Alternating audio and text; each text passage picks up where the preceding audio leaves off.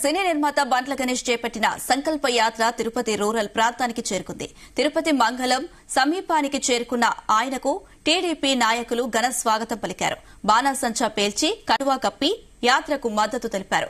CM చంద్రబాబుపై వేసిన అభాండాలు తొలగిపోవాలని స్వామివారికి మొక్కుకున్న నేపథ్యంలో ఈ సంకల్ప యాత్ర చేపట్టడం జరిగిందని బండ్ల గణేష్ తెలిపారు. జనవరి 19న ప్రారంభమైన సంకల్ప యాత్ర 22 రోజులు ముగించుకుని 550 కిలోమీటర్లు పూర్తి చేసుకున్నారు.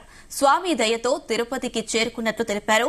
ఇక ఇది రాజకీయ యాత్ర కాదని దేవుడి మీద భక్తితో చేసిన సంకల్ప యాత్ర అని ఆయన పేర్కొన్నారు.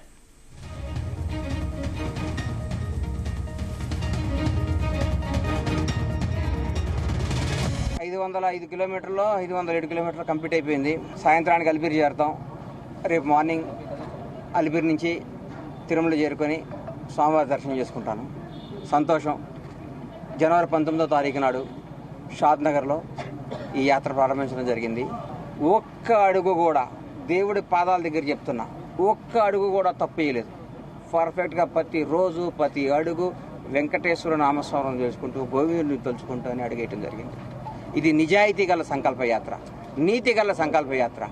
నారా చంద్రబాబు నాయుడు గారు జైల్లో ఉన్నప్పుడు సార్ ఏమవుతాడని భయంతో ఒకరోజు వస్తాడు, 2 రోజులు వస్తాడు, 3 రోజులు వస్తాడు, 40 రోజుల తర్వాత టెన్షన్ స్టార్ట్ అయిపోయింది.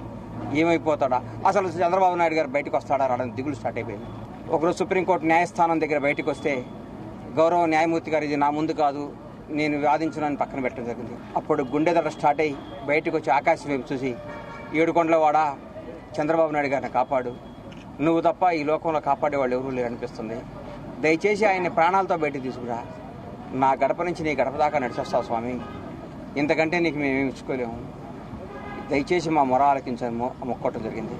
నాలాగే ప్రపంచవ్యాప్తంగా ఉన్న కోట్లాది అభిమానులు ఆయన సార్ తిరిగి రావాలని అందరూ ఆ స్వామివారిని ప్రార్థించడం జరిగింది.